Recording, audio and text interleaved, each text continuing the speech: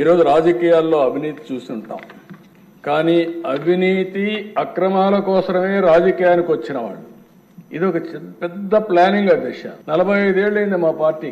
ఇంతవరకు మాకు పేపర్ లేదు, టీవీ లేదు. పార్టీ పెట్టేటప్పుడే పార్టీ పెట్టకపోయినా ఒక టీవీ లేకపోతే ఒక పేపర్ ఇవన్నీ క్రియేట్ చేసుకొని స్టార్ట్ చేశారు.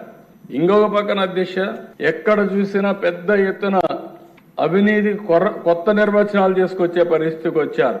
ఇవన్నీ చేసి రాష్ట్రంలో మీరు చూస్తే రైతు బజార్లని, తహసీల్దార్ ఆఫీసుల్ని, కొన్ని హెల్త్ సెంటర్లని తాకట్టు పెట్టారు. ఇంకో పక్క మద్యం నిషేధిస్తామని చెప్పి 5 ఏళ్లలో చేసేస్తున్నామని చెప్పి మద్యం పైన వచ్చే ఆదాయాన్ని 25 సంవత్సరాలు తాకట్టు పెట్టి దాంట్లో డబ్బులు తీసుకొచ్చే పరిస్థితికి వచ్చారు. 25,000 కోట్లు తీసుకొచ్చే పరిస్థితికి వచ్చారు. ఏమన్నాడు అంటే ఎక్కడికి పోయిందో అర్థం కాని పరిస్థితి వచ్చింది. కేంద్రం ఇచ్చిన నిధులన్నీ దారి మళ్లించారు. పేదలకు చెందవలసిన పథకాలు చాలా వరకు గండి కొట్టే పరిస్థితికి వచ్చారు. ఈ రోజు మీరు చూస్తే దేశ ఇంత మునిపి మినిస్టర్ గారు చెప్పారు, ఆ డబ్బులు కానీ వచ్చుంటే మళ్ళీ మనకు కేంద్రం ఎప్పుడు కూడా డిఫరెంట్ స్కీమ్స్ కి డిఫరెంట్ పందాలు డబ్బులు ఇస్తారు.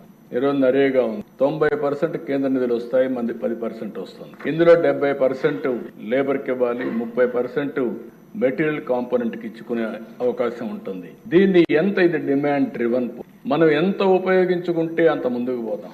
ఈ కార్యక్రమాన్ని ఉపయోగించుకుని గత ప్రభుత్వంలో లోకేష్ గారు పంచాయతీరాజ్ మినిస్టర్ గా ఉంటే 24,000 కిలోమీటర్లు సిమెంట్ రోడ్లు వేయగలిగారు.